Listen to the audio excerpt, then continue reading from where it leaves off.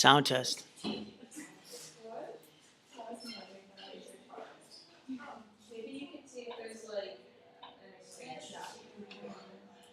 test.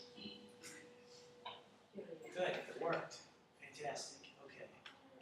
So that's streaming live. Good. There was new technology for that, and I didn't know if it would work through a curveball, but it works. Stream live. One of our students is absent. Maybe I'll use the live stream for class next week as well. And I think theoretically this will record, and then I can just pull the audio, or you can watch it later. This will be for next week, or if you ever miss class. So that's fantastic. Technology. It's a new thing. It used to be different. It's through YouTube. So it's great to see everyone. 5, 6, 7, 8, 9, 10. Is one person missing? Who's missing? 2 people are missing? I know one person's absent, but 5 grad students? 1, 2, 3, 4, 5? All right.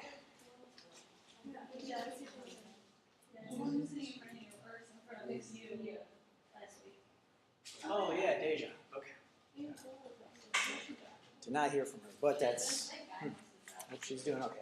All right, so this is the 3rd week, and we're going to do 30 minutes of lecture.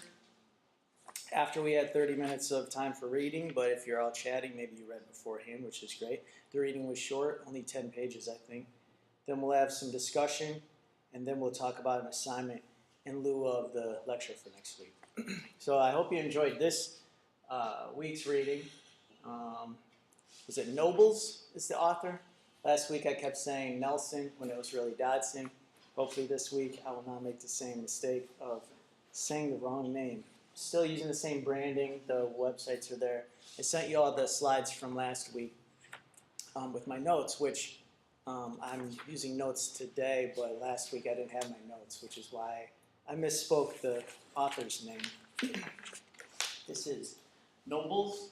I believe he's a black man, and I believe he has connection to Michigan State, but I didn't write that all down because I thought it was more important to make that emphatic point last week as to know your authors, and it related to perspective and what that does as far as influencing the writing. So to review some of our stuff from last week, we talked about our roles. We talked about the role that you have and the role that I have. And our role is made up of expectations and performances. We define our roles by the types of actions that we do.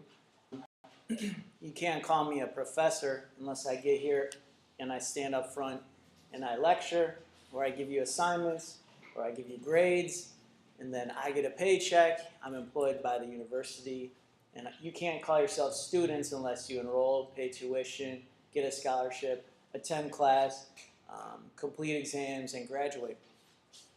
Does that seem accurate? Is that fair? That you're defined by your actions? This is important to think about in terms of families, because when we think of what a father is, there's a saying, anyone can be a father, but not everyone can be a dad. So these are labels that define roles. In that term, the definition of father would be defined as someone who procreates from a male who procreates, whereas a dad would be someone who nurtures their child and cares for their child and raises their child. That's the distinction there. So also there's gender encompassed in those roles with family, but we might see as time progresses that those definitions start to get muddied. We're already starting to muddy the waters in terms of the definition of family.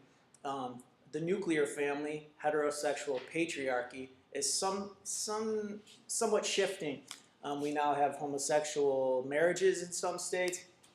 We have homosexual parents or same-sex parents. We have polygamous families in some situations. And we have absent fathers, we have fictive kin, we have conjugal relationships, we have consanguine relationships, we have aunties, which are blood relative aunties, and aunties that are not blood relatives. And so we're coming to redefine the roles and the definitions of family. So we try to define our roles in the first 2 weeks of class as far as what you do as students, what student means, and what I do as professor, what professor means. The expectations I have for you are to read, discuss, ask questions, ask for clarification, and you should have expectations of me to have read the material, be prepared to lead the discussion, supplement the text, not recite it. And we also talked about critical thinking last week, and that's the reason why I had the picture of the fish up here. The line that I gave you last week was, critical thinking is me teaching you how to fish. I'm not giving you the fish. The saying is, give a woman a fish, she eats for a day. Teach a woman how to fish, and she eats forever. So I'm not trying to give you fish. I gave you pizza and pear bread and apples and granola. But I also give you the recipe, and I can teach you how to make pear bread so that when you are the professor, you can make pear bread for your students as well.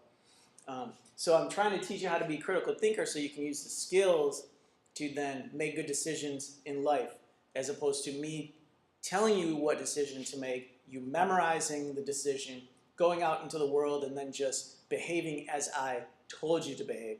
I'm trying to teach you how to determine how to think, how to behave in terms of what's best for you, to give you the tools to make decisions that are best for you. This is somewhat of removing the blinders, you see. If I just told you to go to school, get a job, have a family, and then you just obeyed me, I would have the authority and the ability to tell you to do whatever I wanted you to do that might benefit me. For example, I might tell you to go out and grow pears and bring all the pears to me and give them to me so that I can make pear bread and sell it and make a lot of money. And I don't want to tell you what to do. I want to teach you how to think so that you can make determinations and decisions that work best for you, and hopefully that aligns with what's best for our city, our state, our country, and our globe, so that you can be real productive citizens. And this, I believe, is contingent on critical thinking. So that's why I think sociology is important. That's why I think critical thinking is very important. And I embed a little bit of critical thinking into the way I teach. As I've told you, I'm trying to reduce that a little bit and actually tell you what I'm trying to teach instead of have you guess, because there was some ambiguity in my prior semesters, and there were some difficulties, as I've explained in the previous 2 weeks. And so now I've told you what we're trying to learn. The learning objectives are clearly displayed in the syllabus. And one of the learning objectives is to describe how families are socially constructed. That's a learning objective that we have in this class. So I'm trying to teach you how to describe how families are socially constructed. This is also a more broad learning objective that's not explicitly displayed in the syllabus, of learning multiple theories and then applying those theories. Social constructionism is just one theory. I think there are 4 here on this slide. So can anyone tell me what a theory is as opposed to a method? Like, what does it mean to be a sociological theory or any type of theory? What's a theory in general? Isn't a theory something that explains something else? Yeah, it's a way to explain, in our case, social phenomena. So you could have a scientific theory that explains gravity or relativity, E equals mc squared. So it doesn't mean that relativity is a fact. I don't even know what relativity is in science. But the equation that Einstein gives is a way to explain what's happening. So sociologists look out the window and see cars parked, and we try to explain why there's not chaos in the world, why cars park and people drive the speed limit.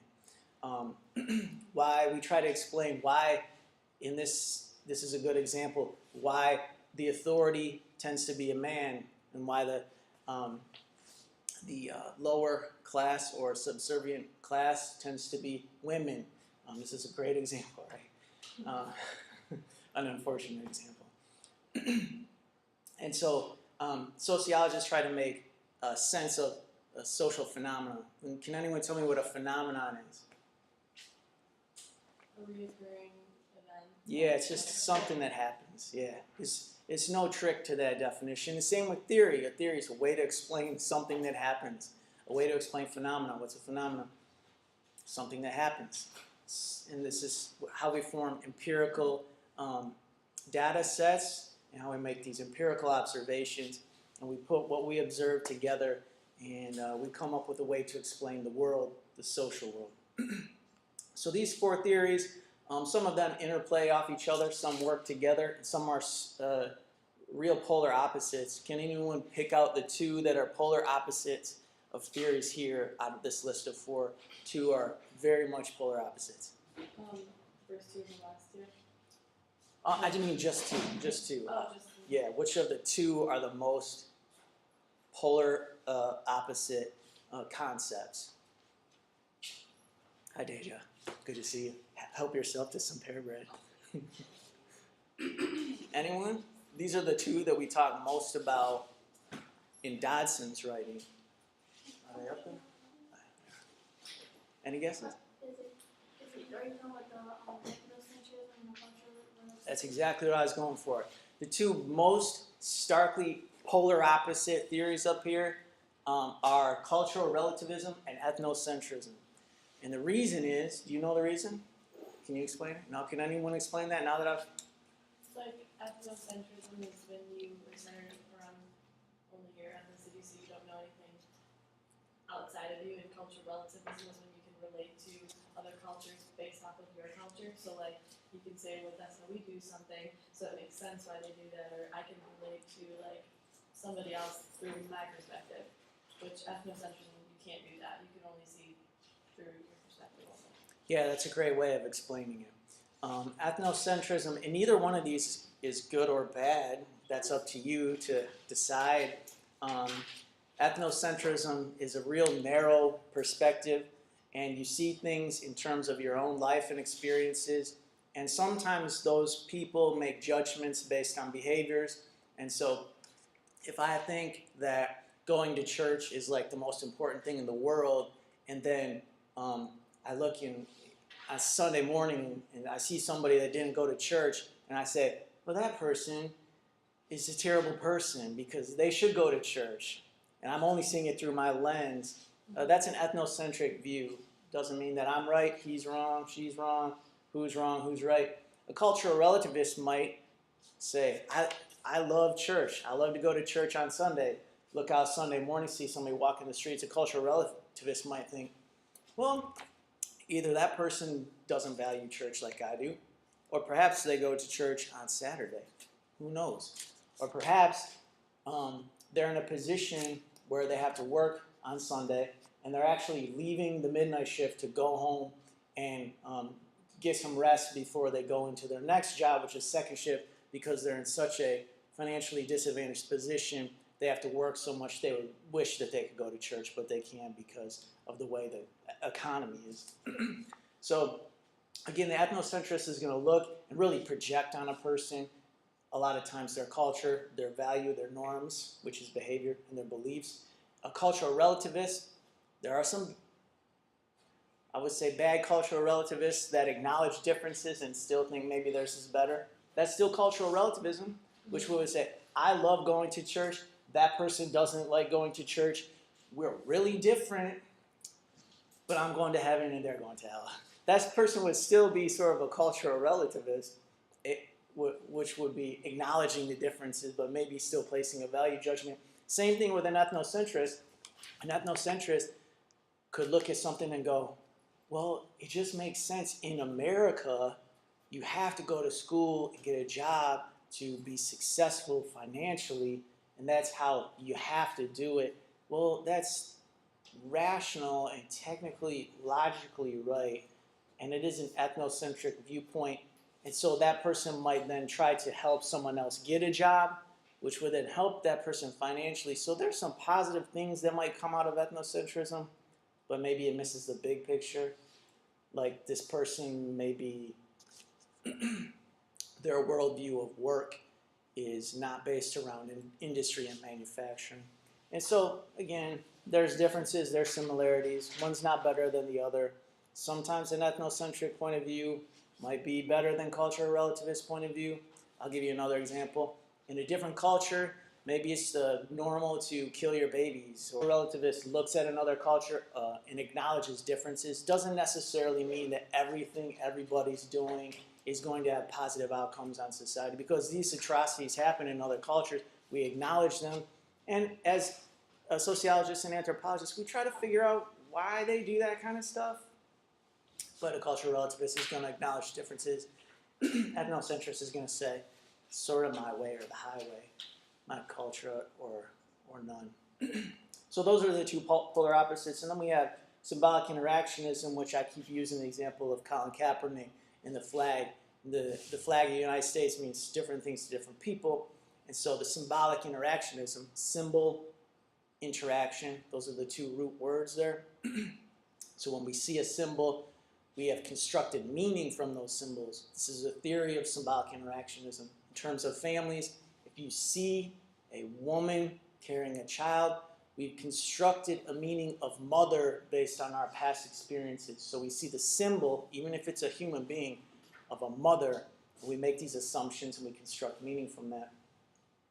We see a police officer, we see a badge. That's a symbol. It means authority, it means obey. We see a father wearing a suit, maybe means disciplinarian to us. It's a symbol, maybe even the suit of authority. And we've constructed meaning of that symbol throughout our lives. So that's symbolic interactionism. And then social constructionism, really based on phenomena, which is things that happen, where we construct meaning out of not always symbols, but just things that happen. So if you're in a family and your husband beats you all the time, and back up, you're in a family and your dad beats your mom all the time, they grow up and replicate or duplicate that behavior. So you're constructing your meaning of family based on these roles, behaviors, and norms in terms of your own family. Whereas a symbolic interactionist, maybe you see social constructionism too. If you saw a family on TV and then you duplicated that behavior, that could be symbolic interaction. Or social constructionism, that's why those two blend. Again, ethnocentrism and cultural relativism are more polar opposites. So this is a lot of review. We're just touching on these theories. I'm teaching you, hopefully, how to be critical thinkers. Hopefully, we've defined our roles by this point, and you're coming to develop your own definitions of identities, roles in the family. Deja, did you have a question? Yeah. So, just to make sure I got the symbolic interactionism. So it's basically like seeing symbols and constructed meanings of like what is perceived. What it really is. Oh, Yeah. okay. Yeah. What it really. Okay. Wait. What was the example you said about the woman? I'm sorry. I was trying to write them down. But No, that's fine. What you said about the example that you gave. The example from last week was Colin Kaepernick. This is a football athlete for the NFL who, when they played the national anthem, the song is actually a symbol too, the flag is a symbol, he knelt because he refuses to stand up for the flag. Okay? So that's his way of protest. And some people, especially on sports radio, they freaked out because they said, oh, the flag, it means freedom to me, you know. Where somebody else sees a flag and they're like, no, that means oppression to me, so I'm not going to stand for that flag. So what it means is there's the same symbol and two different people have two totally different meanings from it. So when one guy sees that symbol, he thinks freedom. When another guy sees that symbol, he thinks oppression. And so the same thing could happen with cigarettes, for example. A cigarette, it's an object, it's a symbol. Even an object like a cigarette is a symbol. Some people are going to see that when they're 17 and they're going to think, that is cool. They're going to see a cigarette or somebody smoking and think that's cool. The meaning that they have on that symbol is that it's cool. Another person whose dad died from lung cancer is going to look at that cigarette and be like, that's death, that's cancer. So these two people have totally different interpretations of the same symbol. So that's, yep, symbolic interactionism. And some people, as to go back to her definition of what a theory is, it's the way the world works. Some people will argue in favor of symbolic interactionism as the theory that explains the entire world.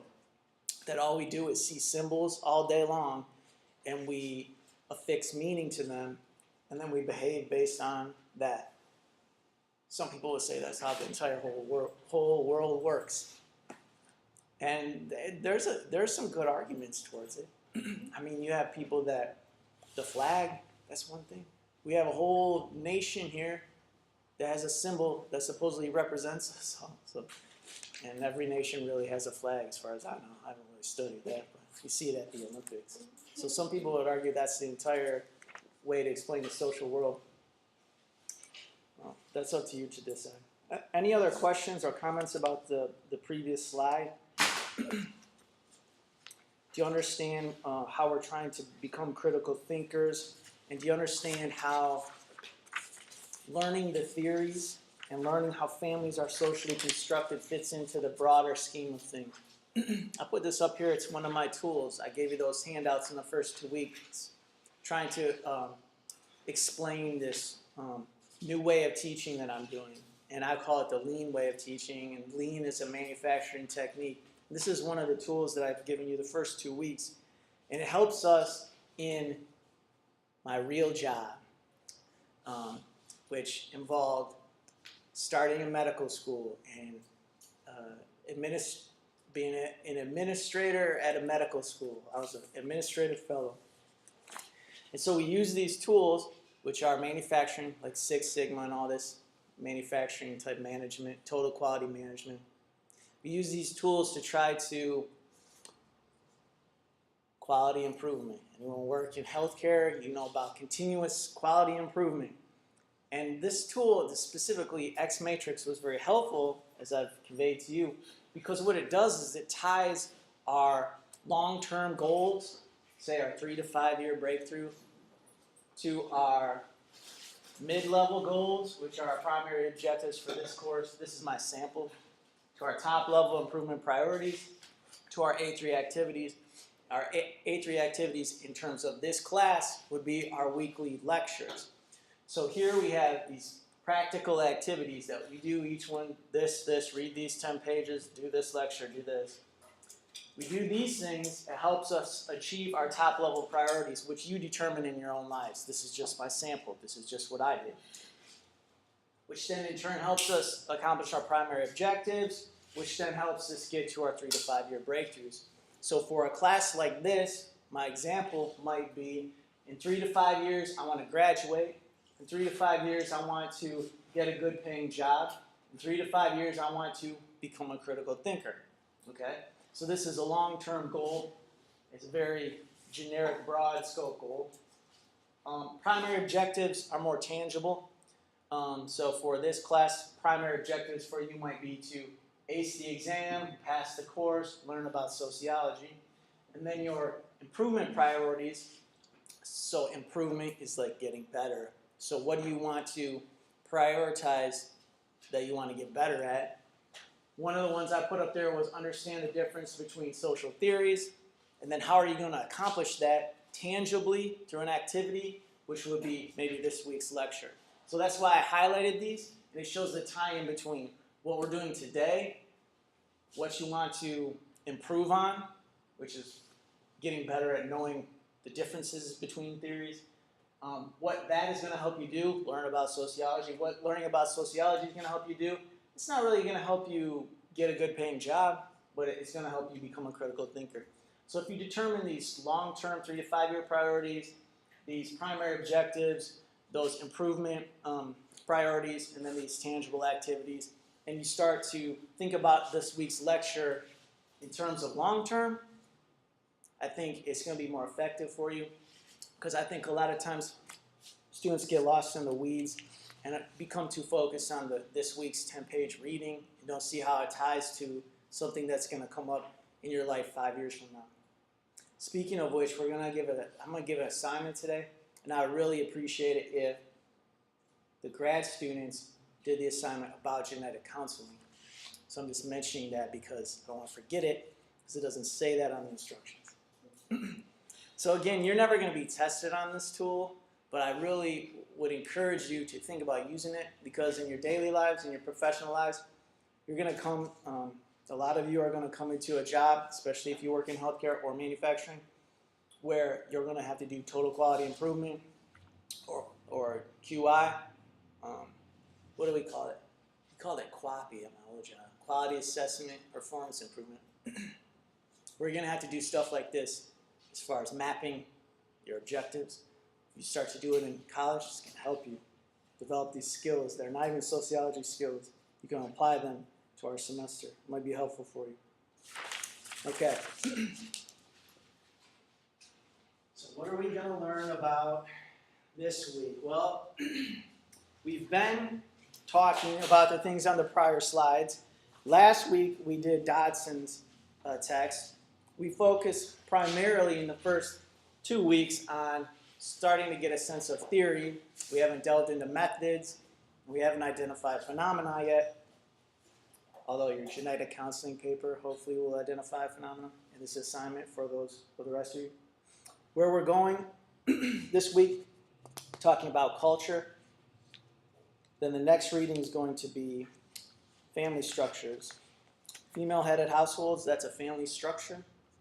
And then social processes, socialization of children, that's a social process. So think about that again, what I just said, just so you can start to frame things in a sociological context. When you see female-headed household, that is a family structure. When you hear socialization of children, that's a social process. Can anyone give me a little feedback and comment or explanation of the difference between female-headed household is a family structure, socialization of children is a social process? Female-headed household is a type of family structure. So that's what you mean, like it's set up in a different way because families can be structured in multiple ways. So that's just a specific one of the female or the mother running the household, basically being the head of the house. And then the other one, socialization of children is a process, a socialization process. Yeah, that's just one process of, basically it's the way of how you socialize your children. Yeah, the activities more or less. The activities and the upbringing and how you. And you said in the female-headed household runs the house, so there's some blending there. You could have a you could have a family structure of a female-headed household, and then you could have a process, quote unquote, running the household, which is affixed to the identity or role of the head of household. Mm-hmm. So there's definitely blending. You explained it very well, and you, the best thing I heard you say was type. So family structures can be categorized. This is something that's near and dear to me when it came to my homeless studies. Think about homelessness for a minute. Homelessness is a phenomenon. If you're going to study homelessness, you could categorize homeless people. Oh, I'm going to count 100 homeless people. How many of them live in a tent? How many of them are couch surfers? This is the structure of their life. Tent. I live in a tent. Oh, I live in my friend's basement.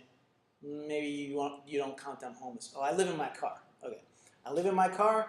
I live in a tent. I live in a homeless shelter. These are structures of people's lives who are homeless. Then you go and you ask the same, as a categorization, a typology. You ask the same 100 people, how did you become homeless? Oh, I fell off a porch, I bumped my head, now I have a physical disability, I couldn't get a job, I lost my job, and now I'm just out of luck. That was a process that led to their homelessness. Categorize homeless a different way. I'm a veteran. Veteran homelessness is a category, but the process of going to war and coming home with PTSD is a social process. So there's a different way of looking at the same phenomenon. You could say 25% of the people of homeless people are veterans, or you can think in categorization terms, or you can think 25% of the people are veterans, but went to war, came home with PTSD. That's a social process. So there's a way to categorize, and there's also a process, and there's definitely some blending. What exactly, I know you keep mentioning that you did your thesis on homelessness. Mhm. What exactly, like, how did you break it up? How did you categorize it when you studied it? I tried to say categories were stupid. Yeah, the only categories that I really supported an argument for was the difference between institutionalized and anti-establishment. And I thought that those who lived in the tents were more anti-establishment. Those who lived in the shelter were more obedient and institutionalized. And then some of the other categories of behavior that I found were beggars tended to be 20 to 40-year-old white men heroin addicts. This is just a categorization of their behavior. Right. Whereas homeless people in shelters, there's like a ton of them. I was just telling someone that this weekend actually. They said, like, you lived in a shelter, you slept on the floor just like this. Was there any 30-year-olds or something, they asked me. I found mostly in the shelter it was 60 to 70-year-old white male veterans, 50 to 60-year-old females, probably survivors of domestic violence. Then kids younger than 20. But the 20 to 40-year-olds, they were out couch surfing and begging for heroin money. Whereas the people in the shelter, they did not do as much drugs or drinking because we had to blow into a breathalyzer. So see how that was just a muddy explanation of phenomenon and behavior? And I would say, yeah, I saw this, I saw that, but I didn't categorize and count. Right. And you don't see the ones in the shelter either, like from a normal. Yes, they blend in very well, and they would go, when the shelter was closed, hang out in the student union, and they have backpacks, so you don't really know. Their backpack could have textbooks. Right. So yeah, I think that's why I put more emphasis on ethnography, observation methods than statistical analysis, which would be counting family structures. What's the divorce rate? What's the marriage rate? What's the mixed family? What's the nuclear family rate? How many kids you got? This is all quantitative analysis of family structure, which I don't care about. Right. It's valid, you can do it. You can also make any statistic Yeah, favor your, I think so. like what you're arguing. And I think that you can do the same thing with that ethnography, but I think ethnographers tend to broadcast their limitations more. I made it very clear in my study, as I try to teach to you all, when you write something, you need to acknowledge that you're a white man with privilege and that I can go back to my condo when I'm done. So I acknowledge that outright. And this could affect my conclusions. And it affects where I choose to look, too. You did in Detroit. I didn't sleep here, but I've been here. Tamani on 3rd Street, it's my spot. I love those people. I talk to a lot of them. It's I never experienced anything like it. Does anyone know about Tamani Center? NSO? Yeah. You heard of NSO? Tamani Center is on 3rd Street and Rosa Parks. Absolutely fascinating. So it's not an overnight. It's open 24/7. It's not an overnight. So they have chairs like this. But it's an emergency shelter, so some people end up there, especially victims of extreme domestic violence. Say your husband tries to kill you at midnight, what are you going to do? You end up at Tamani. There's no beds at the shelter across the street, cots. There's no beds at cots. So you stay at Tamani for 18 months. They don't have beds. They sit in these chairs. It's structurally, to use class terms, not set up for overnight, but it is 24/7. Functionally, people use it for overnight and long-term for 18 straight months, and they develop all kinds of physical ailments because they have to sit in these chairs for 18 months. So it's an outcome perhaps caused by the structure the current Do situation. they do any like career building or anything for the people there? They have medical at Tamani, and they have social workers, case workers. There is limitations as to what they can do. Number one, there's limitations to what the residents can do. Number two. So that's another way we always have to look at homeless people, for example, and not assume that they can work. Right. In fact, I default to assuming that they have cognitive impairment now because of the people that I dealt with. Yeah. There's so much hidden cognitive impairment. I used to do an internship last semester, well, the last two past semesters at Alternatives for Girls, which is a homeless shelter. Like probably not like a mile from there. So like usually when we be full, and we house girls ages 12 to 21. So if we didn't have space for them, and we noticed like if more people needed places to stay in the winter time, of course. So we usually never had anywhere, like we had to turn people away.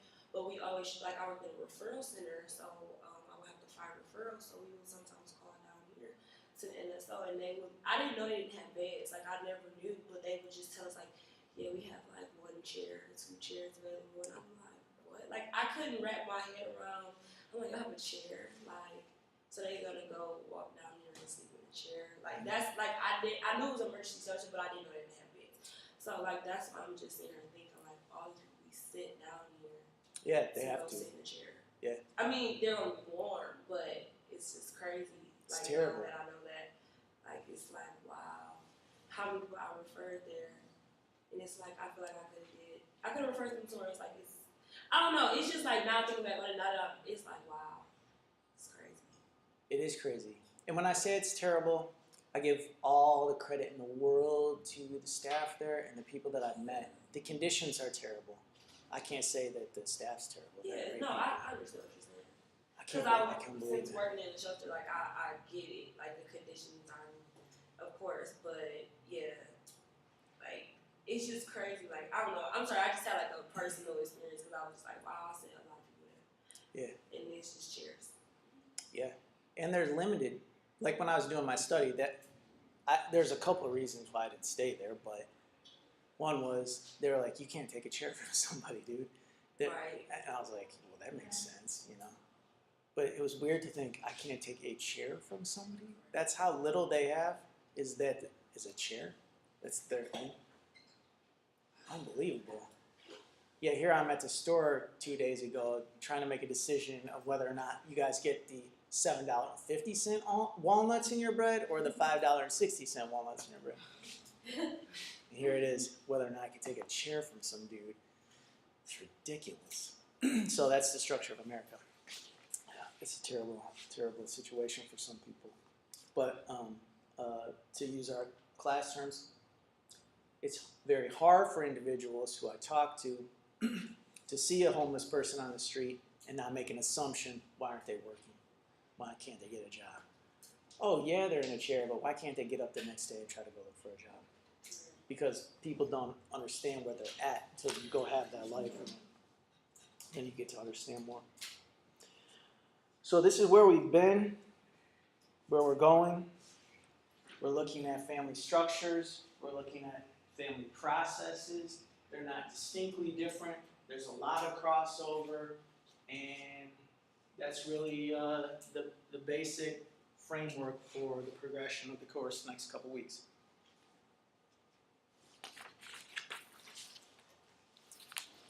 Just a one remaining thought that's in my notes. When we think of a point I want to make about structure and function, keep in mind that we can have two distinctly different family structures that produce the same outcome. We can have the two exact same family structures that produce two completely different outcomes. Okay? This is very important to keep in the back of your mind because a lot of students forget and they go, well, this is the Moynihan Report philosophy.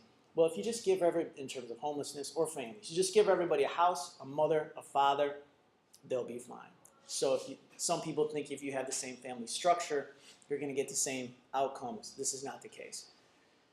Other people are very confused when there's a mother, father, and brother and sister in the suburbs gets this outcome, and a very a depressed, oppressed, impoverished individual with no parents from Detroit achieves the same outcome.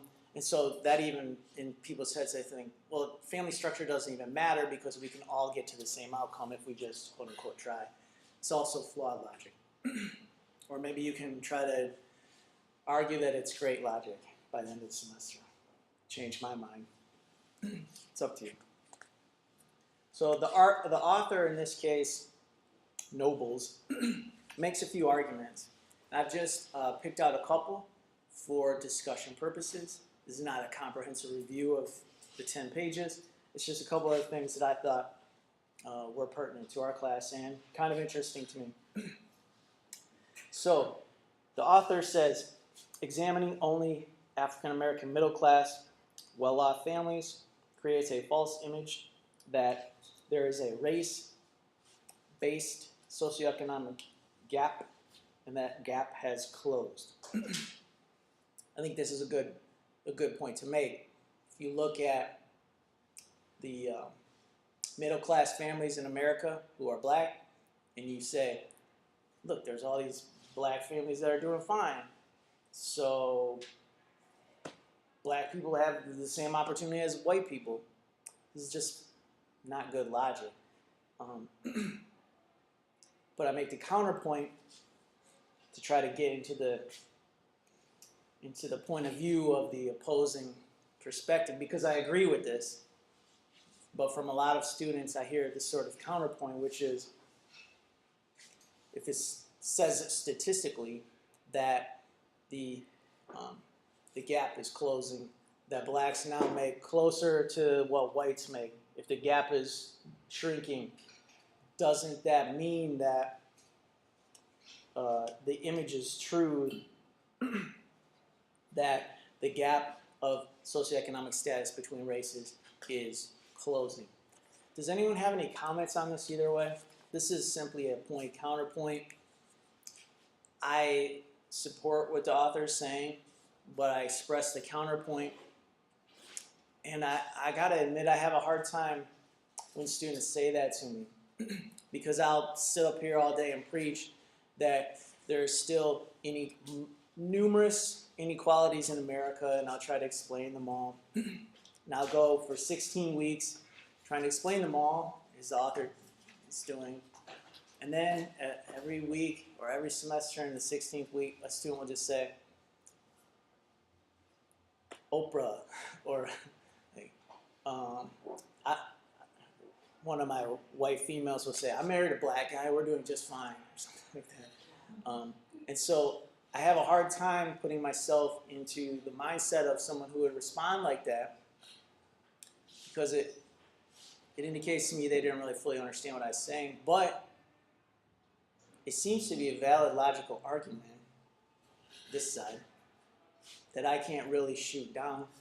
So if anyone agrees with me, can you give me more ammo for next time? Because it is really hard for me to say. I will, I harp on. I think a lot of us in this class agree with a lot of the stuff that the authors are saying.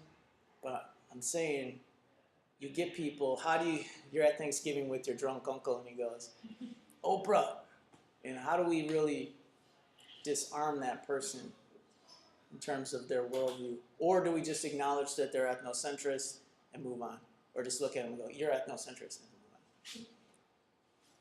Go ahead. I always try to explain the statistics point of the minority versus majority aspect of it. It's essentially when people categorize and stuff like that, they usually don't account for the population difference. So it's maybe if the statistics are saying that an increasing amount of black families are in the middle class or whatever, but people usually don't weigh out the population difference when they do that. Like when they say Oprah, well, it's you're saying one person, you're picking out one person out of a category but you're not weighing the minority, with females or with any of the minorities. I feel like a lot of times don't really account for the size difference or the minority effects like what happens to a group that's categorized as and is also a minority in addition to being a minority, or so like I feel like that has when people do statistics a lot of times that I took the statistics last semester, and like I was telling you how you can ultimately create a statistic I forgot what the quote is. It's like there's like a famous quote that basically says that you can whatever point you're arguing in social statistics, you can always make it in your favor because you could use leverage of different groups of different stuff like that. Yeah, that's very well put. And even, I'll just expand on that point, even if it is a majority, it still does not represent 100% of the people. Population, yeah.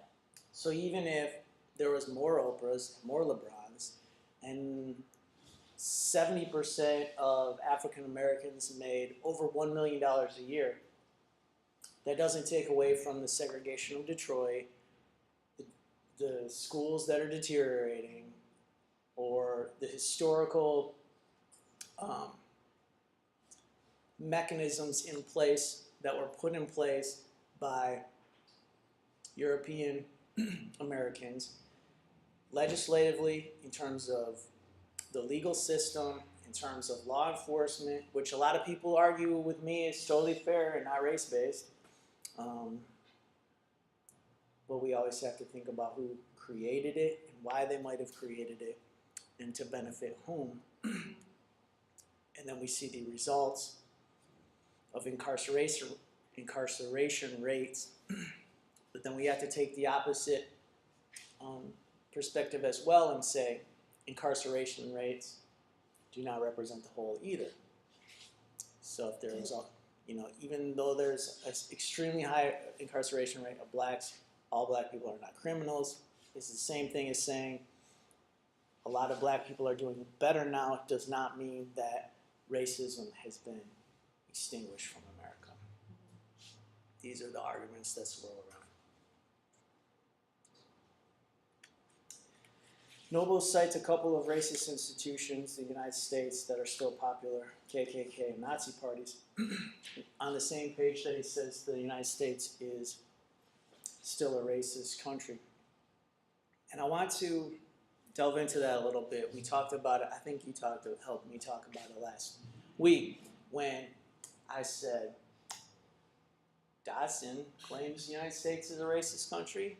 Now we got Noble saying the United States is a racist country. Do you remember what you said in response to that? Like I said, well, is it a racist country? Well, you said you can't say that the entire country is racist because there's some people that are not. It's the same logic that we're using in this conversation. Even if 99% of a group was one category, one type, does not mean that the entire group is that category or type, because there'd be one person that's not. So you can't make an absolute claim about a group that's really only a partial claim. So the United States is a racist country seems like an absolute claim. Or is it? There's a distinction that I want you to think about. The United States is a racist country. What is the United States? A mixing pot of races, okay? I was going to say social construct. It's a social construct because it means something different to somebody else. What do you think the United States is? To you, it's a mix of races. To you, it's a lot. I don't even know. a lot of things. Yeah, because I wasn't about to say that, so it kind of like threw me off guard. But I had a statement, but is it okay if I say it? Yeah. Okay. So like the way I interpret this statement is like the United States is still a racist country, and it's one of those things where it's like, well, of course, it's a general statement because everybody, of course, is not racist in the country, but a lot of people are, majority are.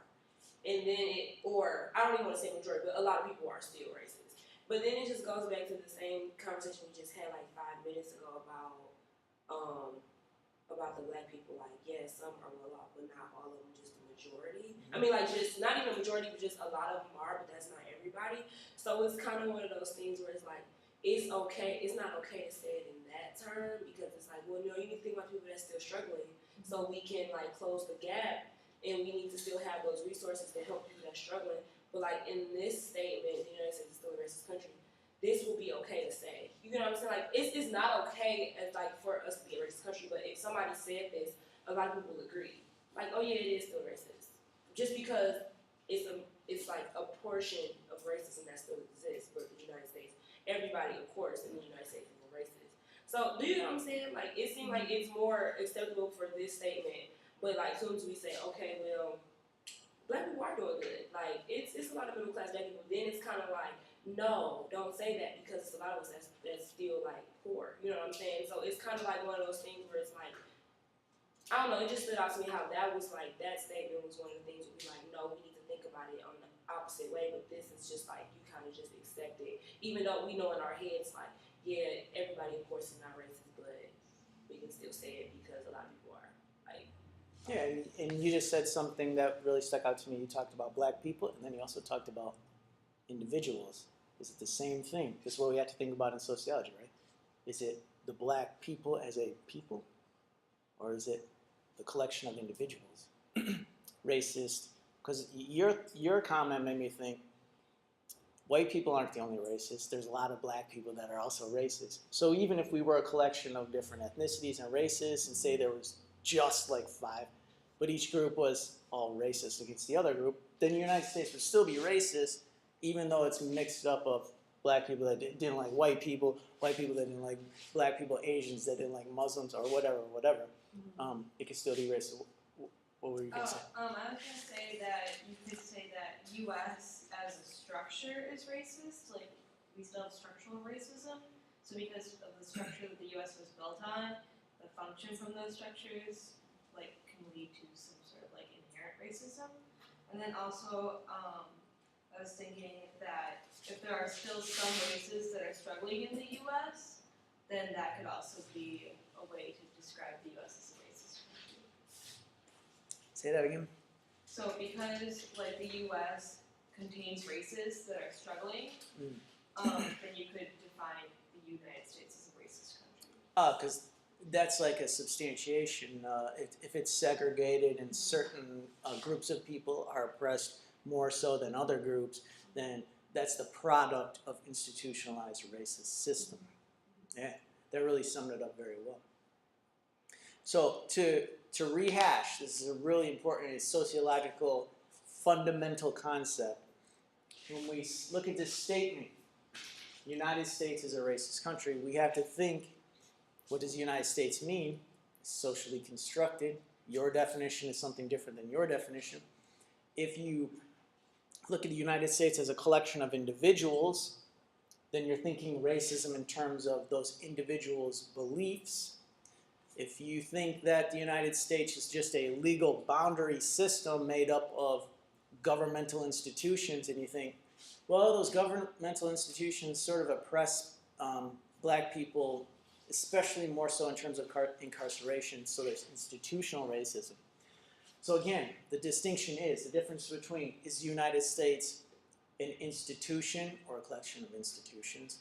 If yes, are those institutions leaning racist? Or is the United States a collection of individuals who have beliefs? If yes, are those individuals' beliefs tending to be more racist than not? So again, United States, how do you define it? Is it a collection of institutions? Is it a collection of individuals? This is something you need to think about in terms of your worldview. I'm not going to tell you what's right, because neither one's right or wrong. It's going to be how you come up with your own social theory. Because there's a cultural perspective, even in sociology there's sort of a divide. A cultural perspective, in which case you might use cultural relativism to describe how the world works. I study homelessness culturally. If you think that individuals are racist, you're probably thinking culturally. Or If you think the United States is an institution, you're probably along the lines of structural functionalism, thinking that the country structure produces a function of criminology, or whatever you call it, criminal justice, that produces an outcome of unequal poverty and incarceration tied to race, intersecting with race. So, do you see the world culturally, norms, beliefs, and values? Do you see the world structural functionally? Institutions, functions, outcomes of those functions intersecting with categories like race and gender. Got it? This is your big sociology lesson. Sometimes I feel like I'm actually making a dent. I like it because, too, I love teaching, as you know. It's probably creates a deficit in me. Here, I've already spent my week's wages on pecans or whatever the heck's in it. But I feel that it makes my brain grow a little bit, even in discourse with you all. So I really like the discourse. I appreciate all of the value you add to my life and the social capital and the mental stimulation that keeps me from just talking to myself all day. I've tried that, it doesn't work very well. So the author Nobles also defines a couple concepts in the text, 10 pages. He defines discrimination as an act designed to separate individuals for the purpose of allowing one group to receive preferential treatment. This stuck out to me because you just look at the first two lines, an act designed to separate individuals. I think if we were to come up with our own definitions of discrimination, we might not think of segregation first. We might think of just like taking something away from someone. Sort of, we would think of in terms of the act. If I'm going to discriminate against you, I'm going to give you less time to take the exam. If I'm going to discriminate against you, I'm going to take your pencil away so you can't take notes. Or something like this. I'm going to do something. If I'm a police officer, I'm going to discriminate you. I'm going to pull you over because you're black, and I'm going to let you go because you're a female. This is a preferential treatment. I think sometimes we forget it's based on the division, the separation, or the segregation. Discrimination is purposefully segregating. It's purposefully separating individuals and groups. Now, take the leap here and think, flipping it in reverse. Is segregation fundamentally discriminatory? I'm going to ask you that. Because this is what this made me think about. I'll tell you what I was thinking about. Discrimination, Noble starts out with, it's separating individuals and groups for the purposes of oppressing them. Is segregation fundamentally discriminatory? What do you think? Separate, then oppress? Or does separating sort of just, is that oppressive in and of itself? No. You don't think so? No, I don't think that's what it means. Or you can separate people not to oppress them. Like, if you had a class and people were really good at one thing and you separated them based on what they were good at and let them focus on the one thing, is that like, I don't know. Okay. I don't know. It doesn't have to be. I think it kind of depends on like the context of the system and the attitude, because that's kind of what I was thinking too. Like if you were in a classroom and you had a group of kids who were really good at reading and ones who weren't, if you separate them, that doesn't mean you're discriminating against the ones who aren't. Maybe you're separating them to give them extra help. In that case, we need to maybe see it discriminating against kids who are already really good because they don't need that extra help. So I think it all depends on the attitude and the context behind it. If it's a good attitude and your reasoning behind it is ethical and is helping everyone, or at least not oppressing anyone, then I don't think. Well, you give me a great segue, and I wasn't blowing smoke, and I told you, you guys really are good at discourse. So separating into groups, in your example, and giving the disadvantaged group help, is that a good thing or a bad thing? And the way you explained it, it sounded pretty good. To give the disadvantaged group help to raise them up to equality. Reminds me of the welfare system. Here we have an economically, financially disadvantaged group. So we've separated them out, categorized them. We didn't physically move them. And in your example, I don't think we would have to physically move people. They're integrated into our neighborhoods, but we've categorized them as disadvantaged, and we've offered them a little boost to try to get them up to our level. Welfare, is that bad? I mean, it sounds good, right? We're trying to help a disadvantaged group. And I'm not trying to trick you. I have a couple of things that I can respond.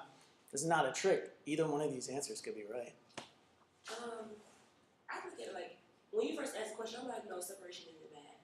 Well, it's not meant to be discriminatory. But then when you actually sit here and think about it, and I thought about the things that I've separated in my life and just in general, and even with your example with welfare, I think people may mean well in certain situations, and kind of like you said about being ethical, if you're doing it meaning well and in a right sense, you want it to work out, but I think it's even a subconsciously and psychological thing behind it that still affects it and kind of ends up not working out to the disadvantage, which is the welfare example is a great example because welfare is so stigmatized and it has this bad rep behind it, which it was meant for good, but people started to stereotype people who's on welfare as being lazy and being these bad people. So I kind of feel even though we break up groups to mean well to help the whole group as a whole or help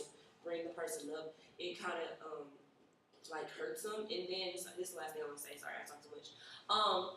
About the whole thing with the group, because I at my high school, they would separate the smart kids and from the kids that needed more help. So the teacher would help the kids that needed more help, and we the smart kids we just basically was just in the classroom doing. Once we got done with our work, it was okay, give them more work and just let them be. If they had questions, they didn't really pay attention to us as much because they were trying to help the other kids.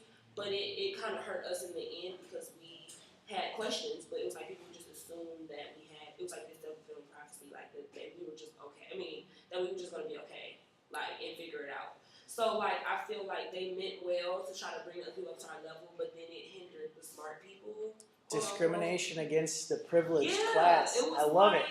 They left us to figure it out on our own, and then we ended up just working in our own group and figuring it out. But it was it hindered us from moving forward. So I love it because this is great because there's a lot of people that are I'm just gonna paint a picture in my head and let you paint your own picture. But there's a lot of people that would say, welfare, this is discriminatory against me because my dad would say this, because I don't take welfare because I don't need it because I work for my own money.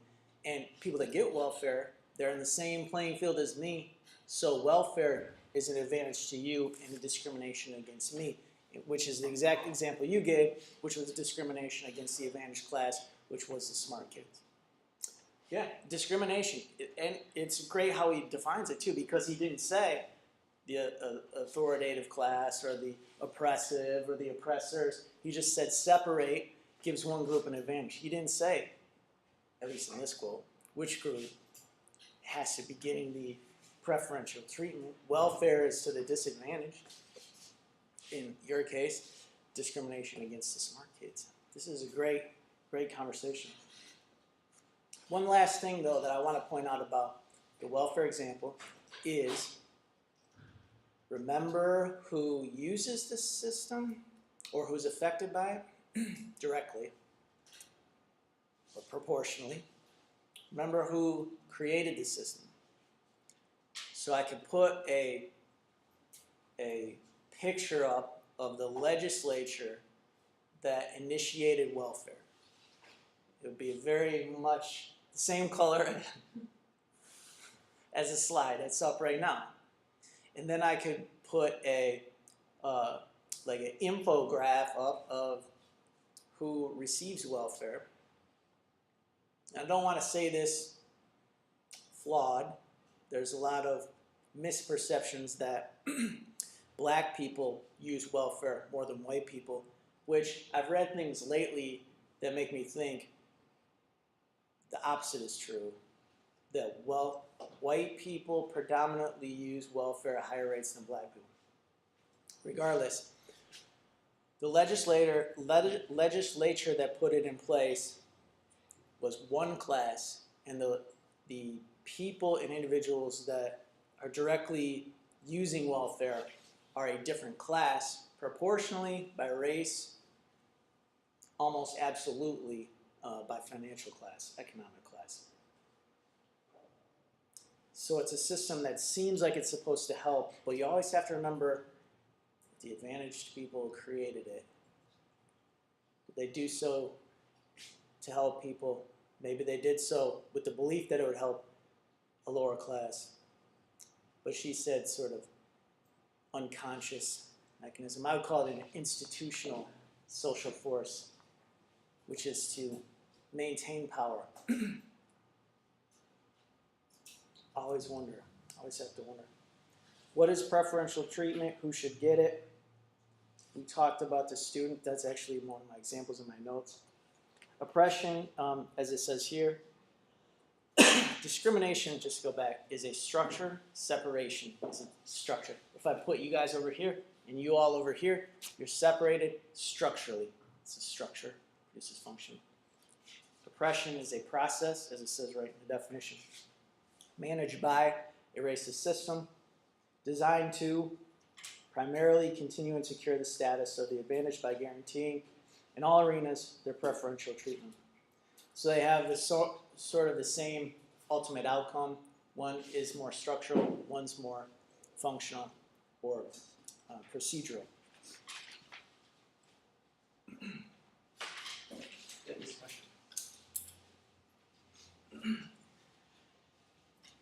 Nobles talks about families being held hostage. I would say families aren't probably physically held hostage, although you could make the case that homes were held hostage and our homes were bound by geographic boundaries and legislative districts, and we're in between walls here, so the classroom is a physical prison. That's a stretch, though. But more potential psychological hostage taking.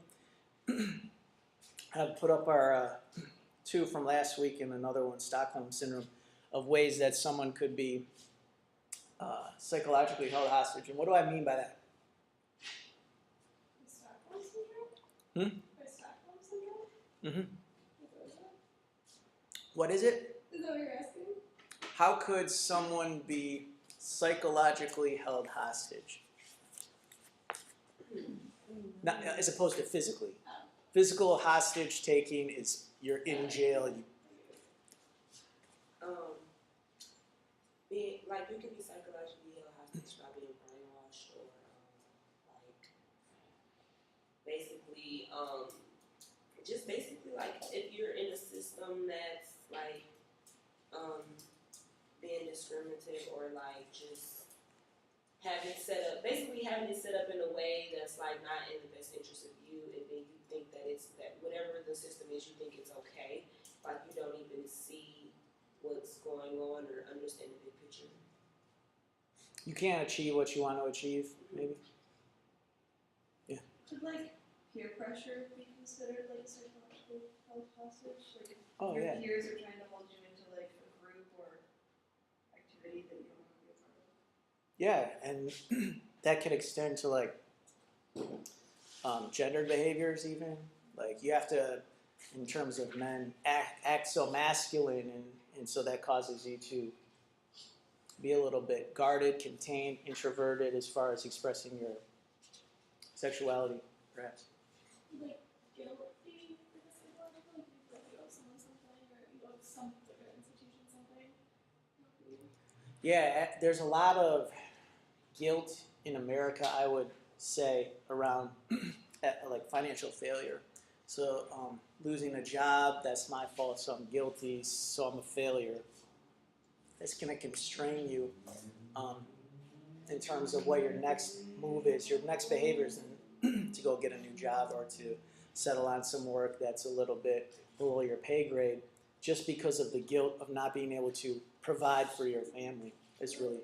The job that he wanted to really do the job or something, but eventually hated it and just felt like obligated because You have to provide for your family, put bread on the table. Yeah, these are mantras that are instilled in us, these values. Absolutely, 100%. So, great. For the sake of time, I'll move on quickly, but I'll just remind you that cognitive dissonance, I got a great example this week and when I looked for a better example.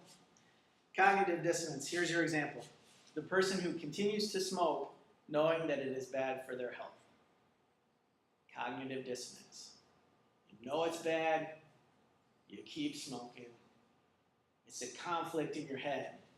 I know this is going to kill me. I keep doing it. Cognitive dissonance.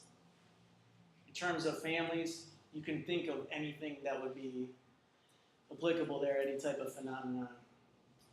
I don't know, corporal punishment, spanking your kids. I know spanking my kids is hurting them, but I keep doing it. Whatever you want to.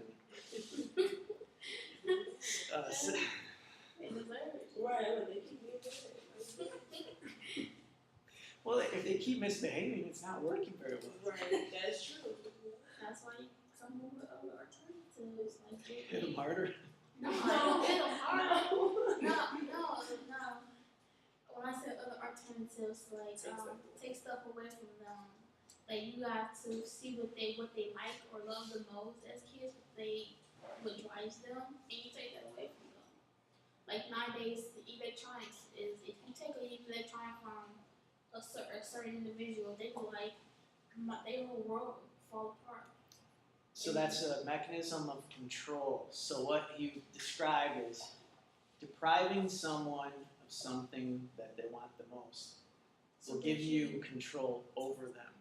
In terms of our American society, you might say that our freedom has been taken from us so that we have become slaves to corporate consumerism, industrial manufacturing, economic systems. So if our freedom, because what do we all really want to do? Just go to the beach and just sit there. But we can't do that. Our freedom has been removed through industrialization. And when you take something that someone holds very dear, like freedom, away from us, it's a mechanism of control to get them to do what you want, which is produce goods. Okay. System. You defined it. That's how American functions. Systems justification. Psychological processes that contribute to the preservation of existing social arrangements, even at the expense of a person or group interest. So, systems justification is when you try to preserve the status quo, even when it's detrimental to what's happening. This is like my knee example. I'm running. I know I'm causing my knee pain, but I continue to run even though it's making my knee hurt worse. I'm too stupid to stop what I'm doing. I'm maintaining the status quo even when I know it's detrimental to my knee. System justification. Because I'm trying to justify it by continually losing weight. I can't because in the end my knee doesn't work. Stockholm Syndrome is positive psychological bond developed between hostages and, for example, battered women towards their captors and their abusers. So it's a perfect example for this slide because, yes, it's when the hostage begins to more or less love the person taking them hostage. So in terms of family,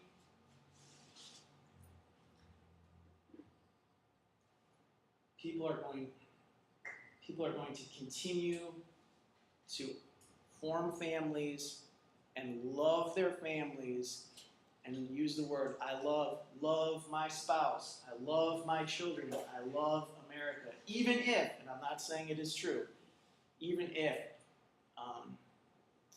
they were held hostage by their family, their country, their system, etc. I'm not saying we are. It's a system justification type of syndrome where you mentally love the entity that is oppressing you. Okay. So, it's a great segue. It's natural. The segue is this. I just fed you a bunch of leftist, Marxist, radical propaganda, which you can choose to absorb or just dismiss. I don't care. But it's true. I'll be very clear. It's a bunch of leftist, progressive, radical thinking. Even the books I assigned. Now we give you the other side for you to stew on. Make fun of if you want. A lot of fun. Thinking about different ways to view the world. And a race problem. That is the subject of this evening's Talking Points memo. On Friday, the President delivered surprise remarks to the press about the Trayvon Martin case and race in general. It's from His main 2013. point, a plea for understanding. There are very few African American men in this country who haven't had the experience of being followed when they were shot in a department store.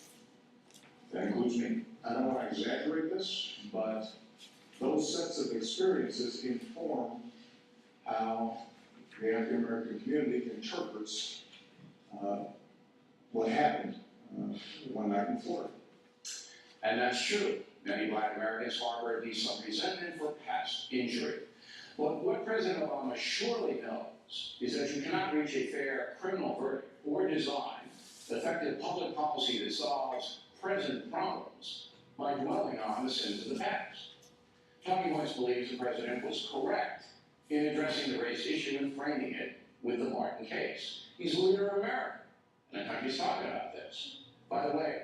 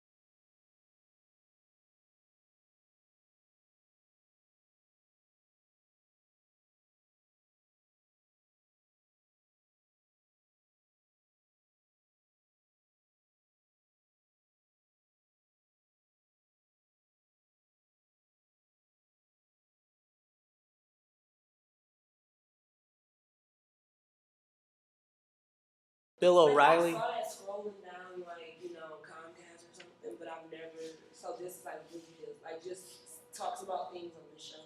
Yeah. He's like me because sometimes I get heated, but some has an opposing viewpoint. So I picked out some of the highlights, although I missed one of the ones I just heard that I was like, oh, I missed it. Keeping in mind that this is a class about families, the first 3 bullet points specifically about families. The video, I did not just cherry pick that because it was race baiting or whatever the terminology is. Specifically said that the cause was families for some of the detrimental outcomes experienced by a class of people, the class based on the race of African American. So we know that we cannot make generalizations about an entire race, although there are some statistics that will back up some arguments. Like 73% of all black babies are born out of wedlock, and that drives poverty. The statistic, I did not fact check it. I'm assuming it's probably accurate because, hopefully they fact check their own stuff. But can anyone point out any flaws in that argument or statement? It's kind of like the whole causation issue, like how that there's no evidence that that's the actual cause of poverty. Yeah. So it's kind of like putting a statistic to an outcome without explaining how. Yeah, it's a cart before the horse type of argument.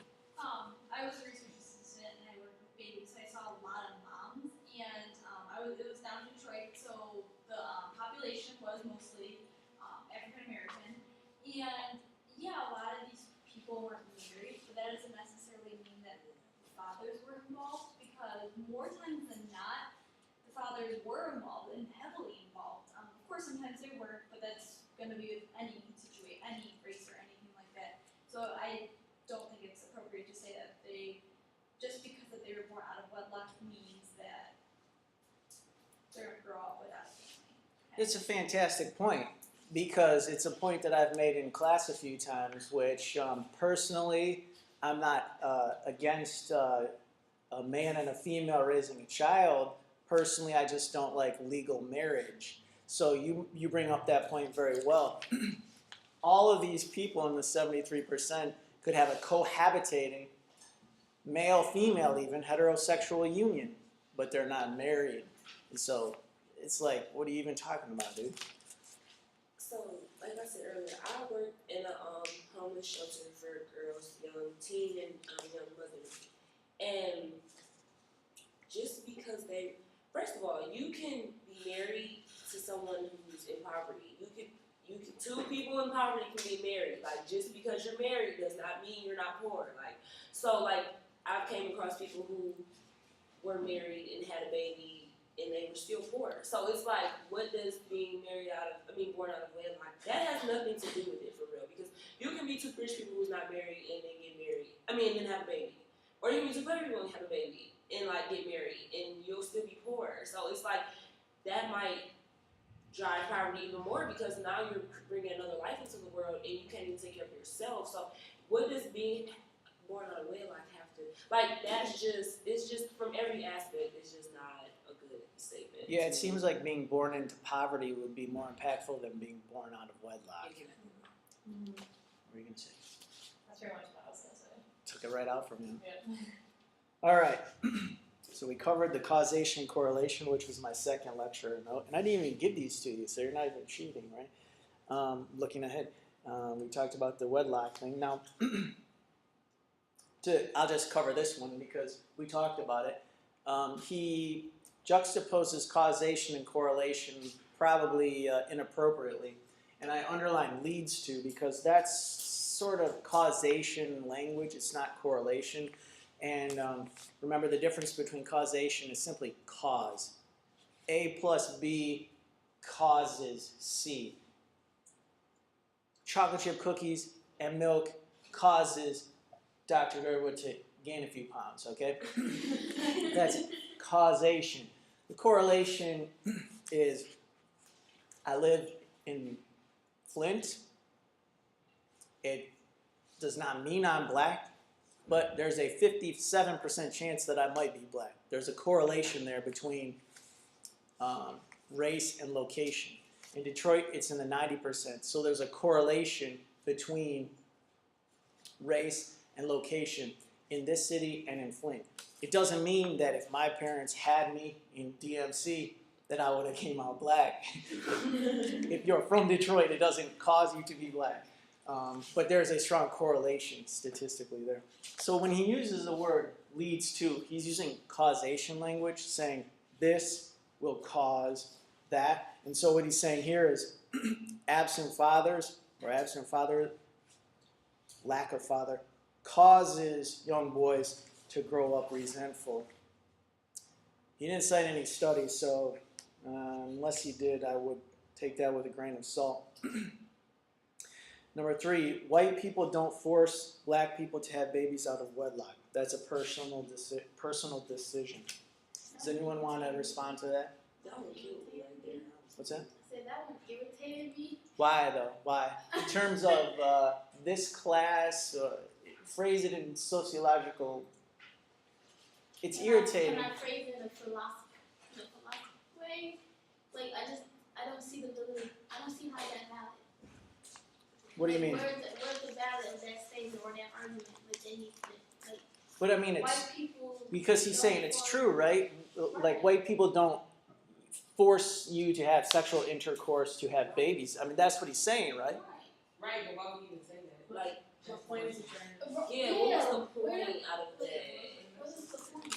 It's basically saying like, so stop trying to crowd the racism and victimization, like of That's the what he's story, saying. Basically, because white people don't force y'all to have, or force us to have babies out of wedlock, which means white people don't force, doesn't drive the poverty of black people. Like that's basically. That's what he's trying to say. So he's saying that like it's essentially a black person's problem. Yeah, it's that our fault. could be, yeah. Yeah, he said it's a personal decision. What? Why is that even correlated to poverty in the first place? Like, it just goes back to the first, like, why is wedlock and poverty even? Like, I mean, I get it, but it's like that's not really a good argument to me. Like, Why not? because it's not an argument. Just based on going back what we just talked about, like the whole point about you can be poor and get married and still have a baby and be in poverty, or you can be just you can just have a baby out of wedlock and be like in a financially stable situation. So I don't know, that one, after that I just kind of like started taking notes because I was just like, wow, that he said that. Like, I don't even know how to feel about that. I was just We got to phrase it though, because this is the jump that we have to make in the class. It's true right. that we have to make the jump from I don't like him, I think he's stupid, but that's not going to give me an A paper. Right. You're right. So we got to make that jump. And I'm not saying it's only week 3; we're not there yet. But anyone else want to try to make the jump? Because that's the hard part. It's hard for me too, really, because I will have students that say this kind of stuff to me, and I don't know how to respond sometimes because I'm so upset too. But how do we make the jump? I got a couple of notes. But anyone want to try? It's more fun if you try.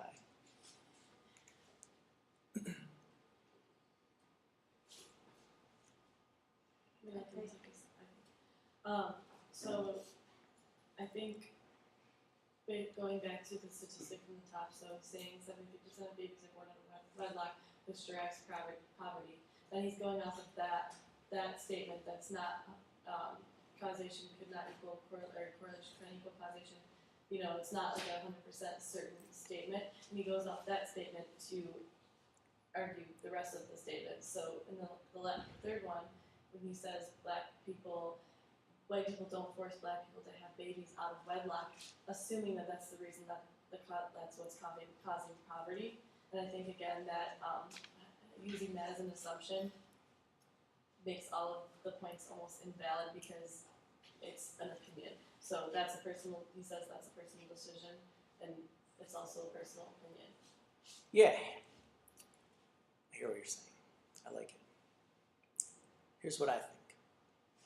So the reason why I picked these points is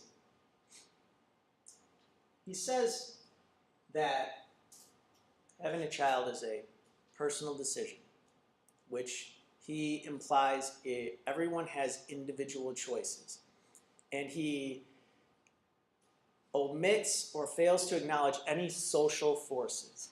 There's no social force that being born into a different circumstance than someone else, that there's no social force, that if you go to terrible Detroit schools versus great private schools, the institutional force of the difference in schools, it doesn't matter. He says it's all individual choice that produces these outcomes, that there's no such thing as a social force. Now, the problem is, he then says that one of the reasons that black men do what they do is because they don't have the structure of a family life.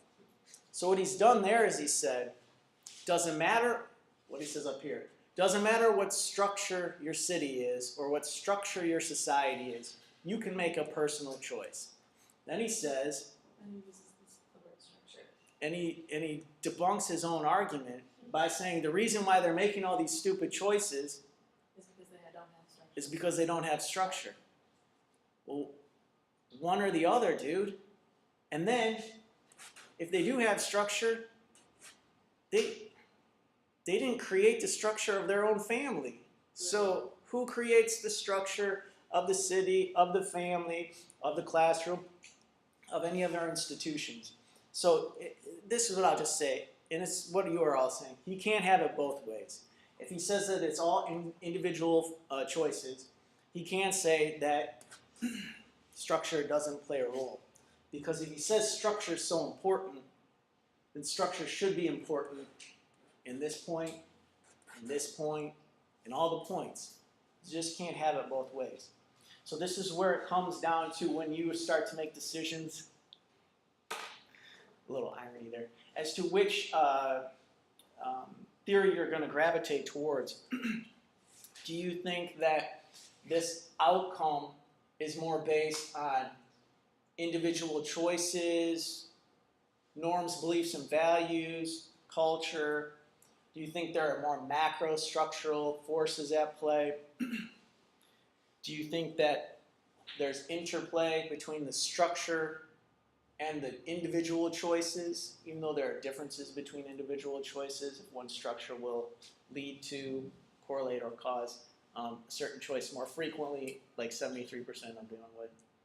Do you think that's it's like okay to say, well, based on location for like, because you know how structure changes, meanings change, symbols change, and everywhere that you travel, values change and stuff like that. Do you think that it's like fair to say that structure, depending on where you are, the structure can affect your personal opinion, or it can affect your individuality, or? I think so, yeah. My home study was based on circumstance, and I think absolutely a huge force on the behavior of homeless individuals is their circumstance. The structure of their circumstance results in their behavior or their individual choices to determine what they do that day. Right. So I think it's incredibly. So, when he said like structure, he means like the family structure. Yep. But like what he said without much structure, like he said something like that. Yep. But my like kind of how we was talking about last week, like what is considered the right amount of structure for an individual or a family, because how we talked about earlier, like the female running the household is a type of structure, family structure, so it can be different types. Like I was raised in a single mom home, and I feel like I had a lot of structure in my life growing up. So I mean, like I don't understand like how. Can that be considered a structure? Is that what you're Yeah, trying to like say? that's considered a structure. So like without much structure, like, and then before he's arguing about the well-life thing. So is he like basically saying like the correct structure is like to have a mom and a dad, and then like. If he was saying that, what would he be of our four theories? A structure. He would be doing it. Yes. exactly. Yeah. Ethnic, he would be the person who looks at directly. Ethnocentric. Yeah, ethnocentric. Yes. Yes. Now, Okay. Got it. jumping into these slides and segueing, this is a good segue because you're talking about how you had structure. He might have meant a different structure. You both had structures, but you defined structure differently.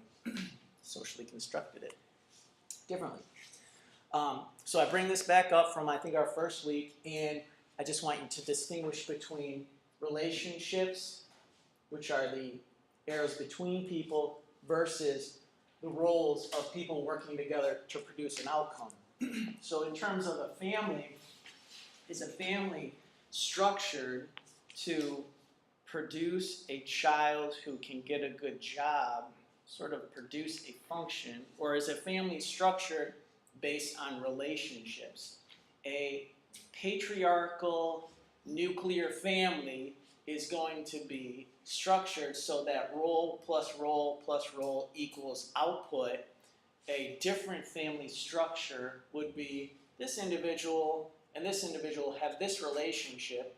Maybe they're not blood relatives, but he calls her auntie, even though they're not blood relatives, and their family structure is not to produce an outcome, but is built upon relationships. So this is an abstract difference between a structure meant to produce something versus a structure that is based on what's between individuals.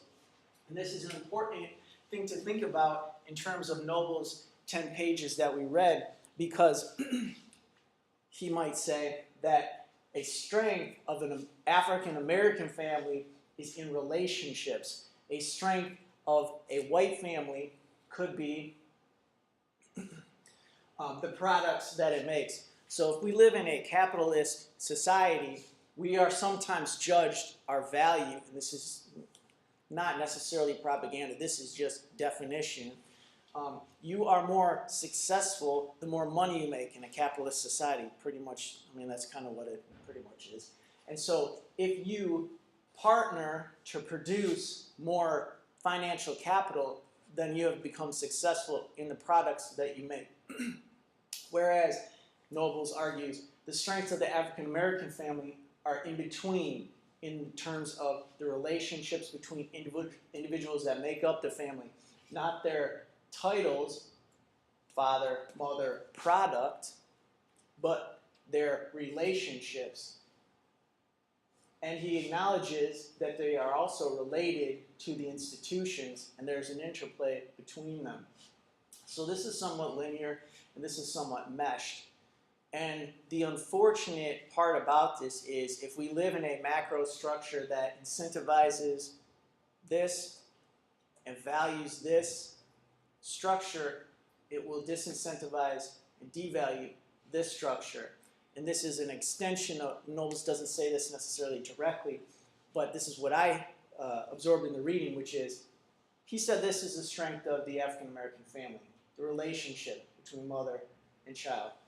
You cannot put a dollar value on a relationship, but you can put a dollar value on, your house, your kid's job, the college they go to, the neighborhood you live in. And that's the value of American capitalist society. So the unfortunate part is lacking the value of the relationship, which is the strength of the African American family. Two different structures. One produces an outcome, literally, economically. Second structure is a mesh of individuals who have strength in relationships, not strength of output, which is the first structure and function. Because I agree that a family is not like a linear process. It's not like a 2 + 2 = 4 kind of deal, So, so I see where the top one's going, and I also understand like the more complex, like equation or relationship thing at the bottom. So, so basically what it's saying is that because you have a family that, if it was that simple, then every mother, like mom and dad family, would be equal a product of the family. Yep. And a successful family. because it's not like that. It's not like every single time you do 2 plus 2, you always get 4, but it's not like the same kind of concept with the family, you know? Exactly, like the counter to Bill O'Reilly's argument is like, okay, if all of these impoverished people in Detroit all of a sudden got married, It wouldn't solve all the problems, no. I guess to piggyback off what you're saying with the the analogy you're using 2 plus 2 equals 4, it's not, that's not the only mathematical equation that you can use to get 4.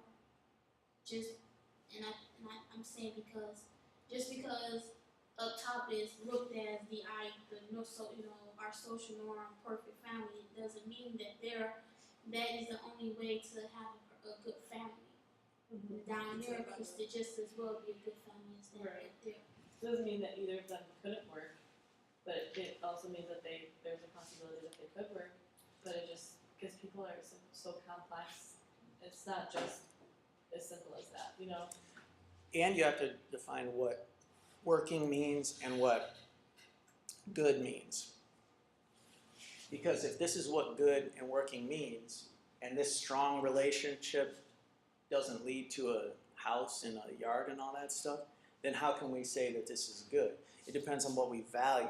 That's true, yeah. It's a real paradigm shift, thinking about this more important than this. Mm-hmm. And this is some of the struggles that I've had with students to use this sort of model analogy with the class. I continually tell students, we do not care. It is not professor plus students equals final paper. It is about what happens between here. And if you can reformulate your minds in terms of that, then perhaps this can produce good. Right. Perhaps this is better. Well, the other day, it's just, I was babysitting, and so the little girl that I was babysitting, her parents were divorced like a few years ago, and I told her that I was graduating, and she was like, "Oh, you're graduating?" And her initial response was, "So now you're getting married?" That was her initial response. I told her that I was graduating. So when she said that to me, like, it really made me think, like, is that something that's being, like, structured? Is that within her structure, within her, you know what I mean? For her to just automatically assume that that's and she's little. She doesn't, it's not like she's had a whole life of experiences of, in like recent divorce family. So it's not like her mom's been, like, back and forth with marriage and whatever and whatnot. So just, it made me laugh, but it also made me, like, question where is she getting that from, and why does she think that that's the next step for me as, like, an adult? And I just, I thought that was really interesting. It was a value that was instilled in her to behave to adhere to a cultural norm. It's very cultural, very cultural. Just to wrap this slide, this is a group, which is a structure. This is more of a process. And this is, if you were to be asked the question, how do you define family? You can define family, it's up to you, there's no right or wrong answers, as a group, or you can define family as a process, the process being the bottom one, the group categorized being the top one. And how do the processes differ? Do the relationships differ? Are the roles named different things? Are the outcomes different? The difference between processes and group structure, group formation, identities, and roles that are based on processes or defined. Noble says strengths of black families basically being resilience in relationships.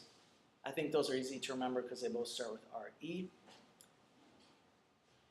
And I put this slide, I think it's the last one. I made it as simple as possible because I want you to think of the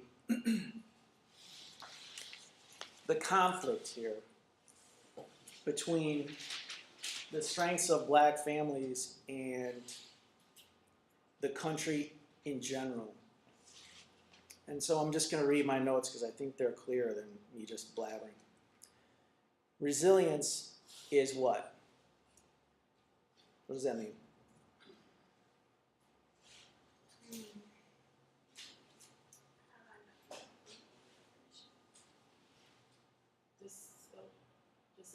Well, I guess. I don't take it. It's hard to say without saying the word I don't know resilient. the exact definition, but my general definition is like to bounce back. Those are my third and fourth words on my first note. That's why I asked you. So I would say this. African Americans have bounced back. They're resilient. This is a point made by nobles and the point I might argue for. African Americans have bounced back historically. African Americans have bounced back at a micro level, maybe a rebirth of Detroit, a revitalization of an urban center, maybe a family bounces back, but the entire race of African Americans have bounced back from slavery, for example. Historically, over a long time, 300 years, there was an oppression and there was sort of a bouncing back from that. It's a resiliency instilled in African American culture. The United States, again I'm speaking in extreme generalities, the United States had never really bounced back. Okay, we founded our country, or whoever founded it. It started strong, it remained strong. There's a couple wars, but the United States has never had to bounce back as a nation. It's continued to go up like this. Okay, African American families, many of them, some of them, again a generalization, have overcome adversity. I think of the Drake song, started from the bottom, now we're here. The United States has always been financially stable. It was built by slave owners and industrialists. It has never had to start from the bottom, now we're here. It's always been on an upswing. Okay, there's no resiliency within the United States. It's always powerful. This is scary what I'm doing here. Trying to do a chart, graph, chart. Okay, so there's differences there. Constantly in power, constantly gaining power versus the quality of bouncing back. African American families focus on strong interpersonal relationships, whereas the United States solves conflict with its military in wars more often, again a generalization, than diplomacy. So here you have an expression of power as a strength. Here you have relationships as a strength. These are two sort of polar opposites. So the values between African American families and the United States in general differ. The values, norms, and beliefs that make up an American cultural norms are starkly different and sometimes in conflict with the values and cultural norms of the American family. On the previous slide, I said that the African American family's strength is so much in the relationship, not the output, whereas American culture is focused on the output and the generated product, which is a value instilled in us through Fordism, manufacturing, and industrialization. And so, at a very broad, generalized level, this is sort of the rap slide of Nobles and what he's trying to say.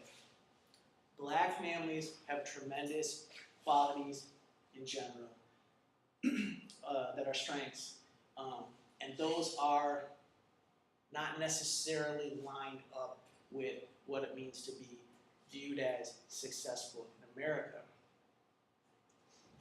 So when you see a 73% unwed mother stat, it doesn't mean that this is producing a child in poverty. It might mean that it's producing a strong stronger mother-child relationship than would a nuclear family that is wed. There are strengths within the African American family that need to be emphasized a lot.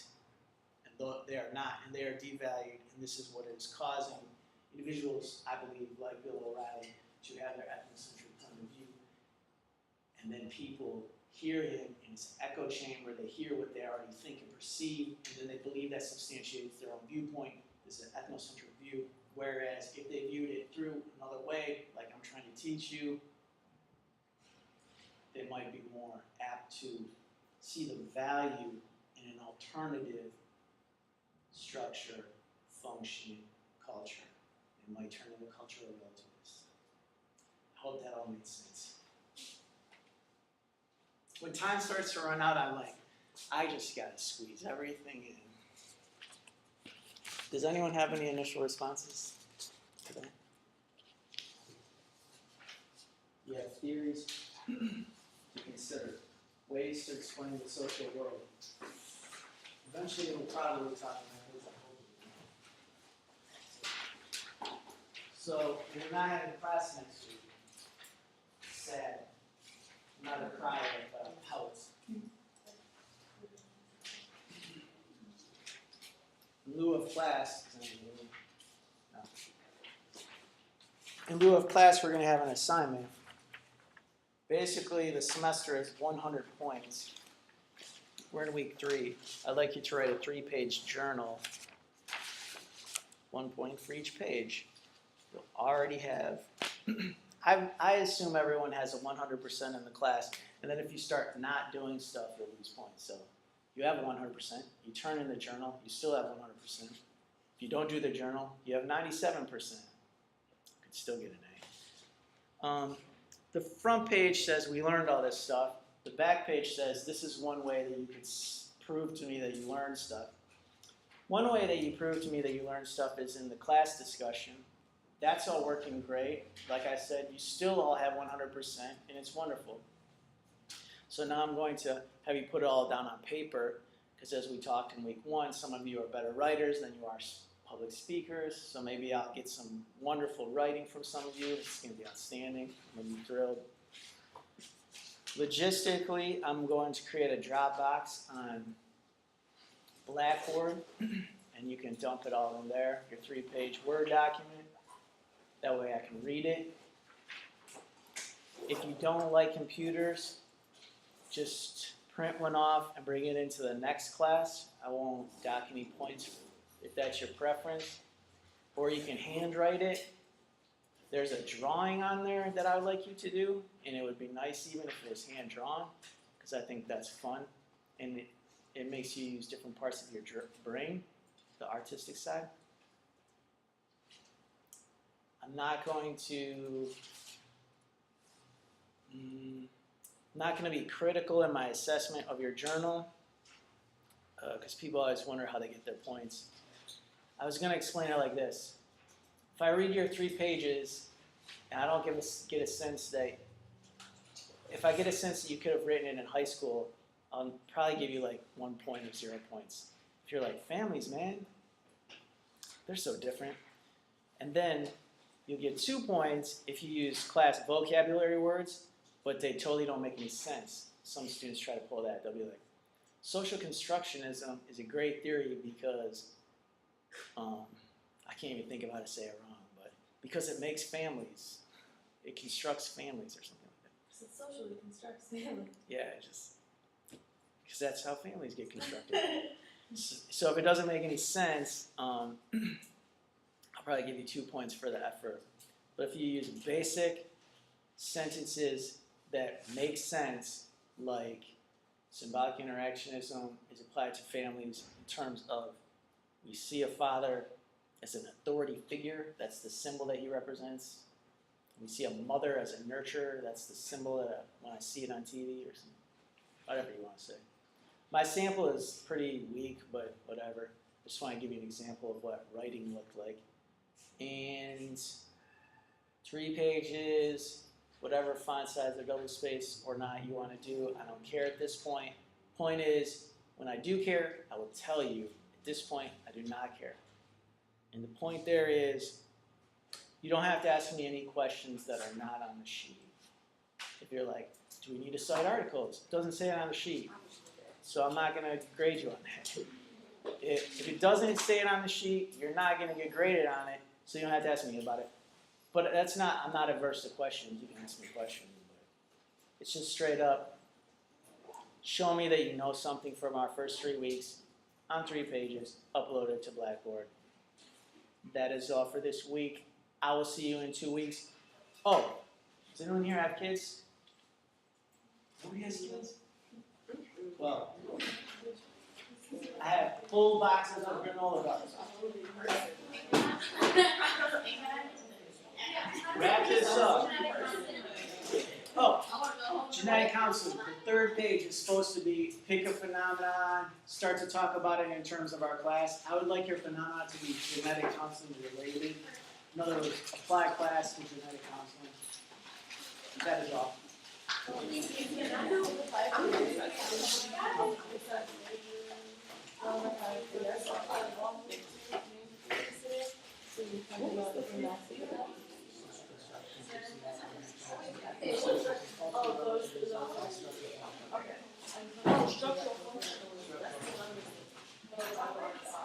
And that's one we don't go into detail because it usually states everything.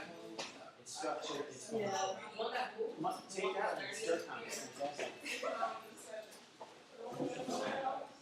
I recommend it. Good questions. Good questions. Please do. I'm not taking any of it home, so take it all. Told you I'm trying to reduce that a little bit and actually tell you what I'm trying to teach instead of have you guess, because there was some ambiguity in my prior semesters and there were some difficulties as I've explained in the previous 2 weeks. And so now I've told you what we're trying to learn. The learning objectives are clearly displayed in the syllabus. And one of the learning objectives is to describe how families are socially constructed. That's a learning objective that we have in this class. So I'm trying to teach you how to describe how families are socially constructed. This is also a more broad learning objective that's not explicitly displayed in the syllabus of learning multiple theories and then applying those theories. Social constructionism is just one theory. I think there are 4 here on this slide. So can anyone tell me what a theory is as opposed to a method? Like, what does it mean to be a sociological theory or any type of theory? What's a theory in general? Isn't a theory something that explains something else? Yeah, it's a way to explain, in our case, social phenomena. So you could have a scientific theory that explains gravity or relativity, E equals mc squared. So it doesn't mean that relativity is a fact. I don't even know what relativity is in science. But the equation that Einstein gives is a way to explain what's happening. So sociologists look out the window and see cars parked, and we try to explain why there's not chaos in the world, why cars park and people drive the speed limit.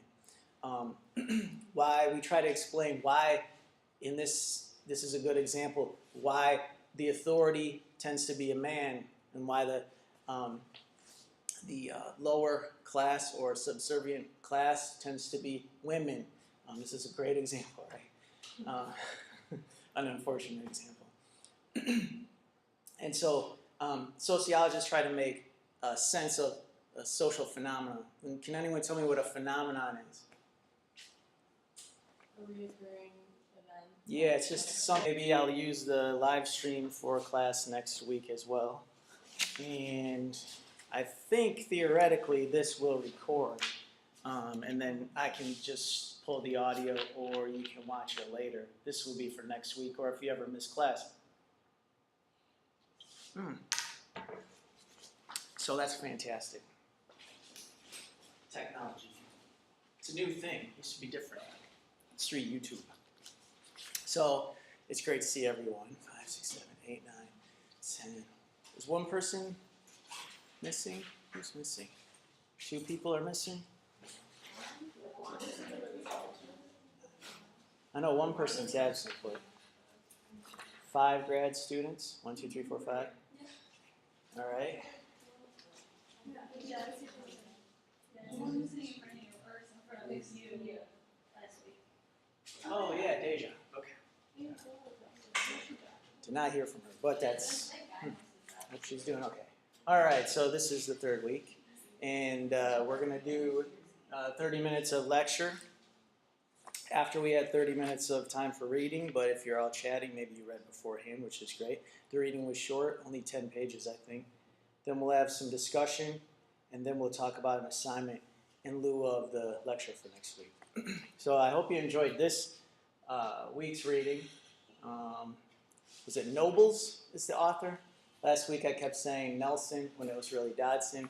Hopefully this week I will not make the same mistake of saying the wrong name. Still using the same branding, the websites are there. I sent you all the slides from last week with my notes, which I'm using notes today, but last week I didn't have my notes, which is why I misspoke the author's name. This is Nobles. I believe he's a black man, and I believe he has connection to Michigan State, but I didn't write that all down because I thought it was more important to make that emphatic point last week as to know your authors, and it related to perspective and what that does as far as influencing the writing.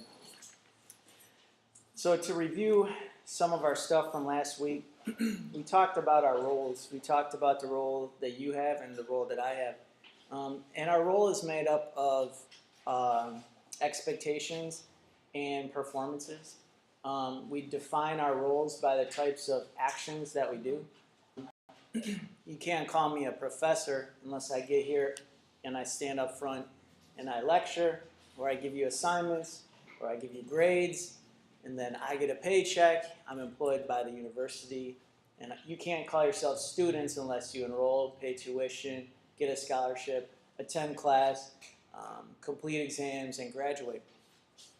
Does that seem accurate? Is that fair? That you're defined by your actions?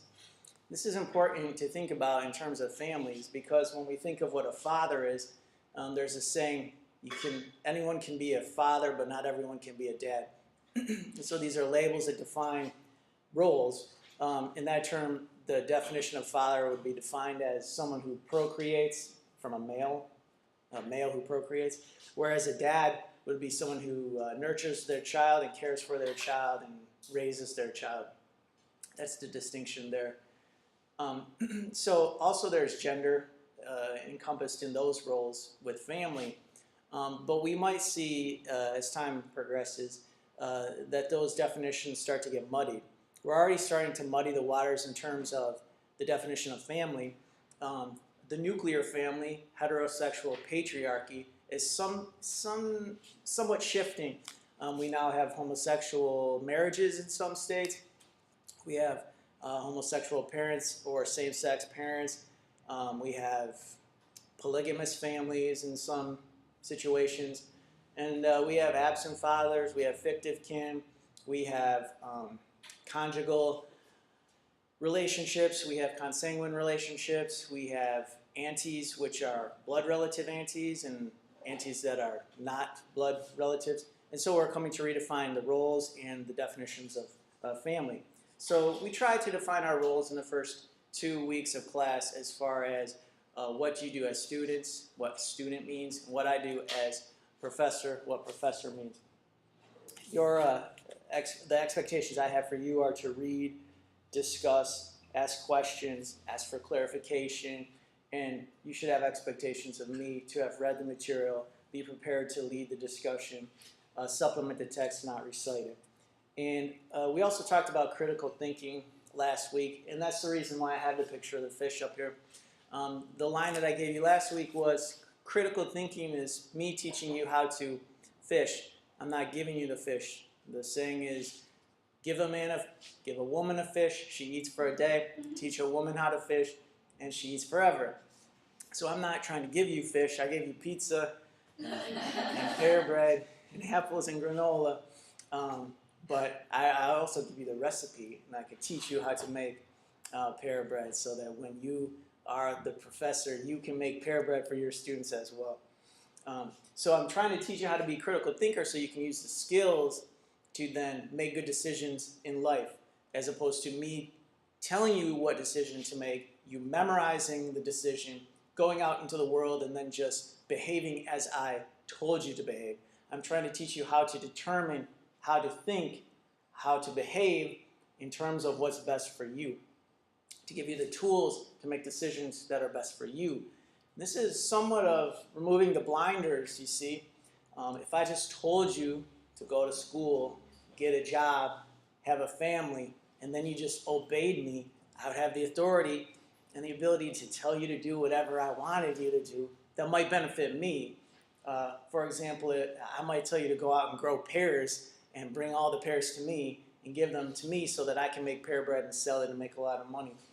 And I don't want to tell you what to do. I want to teach you how to think so that you can make determinations and decisions that work best for you, and hopefully that aligns with what's best for our city, our state, our country, and our globe, so that you can be real productive citizens. And this, I believe, is contingent on critical thinking. So that's why I think sociology is important. That's why I think critical thinking is very important. And I embed a little bit of critical thinking into the way I teach, as I've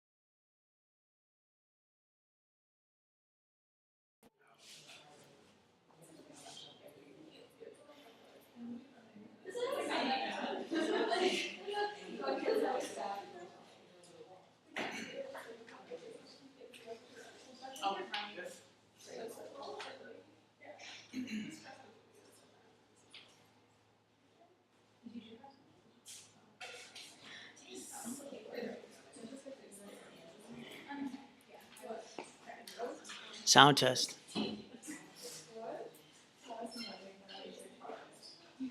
Maybe you could see if there's like an expansion.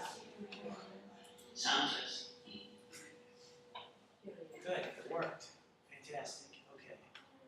So that's streaming live. Good.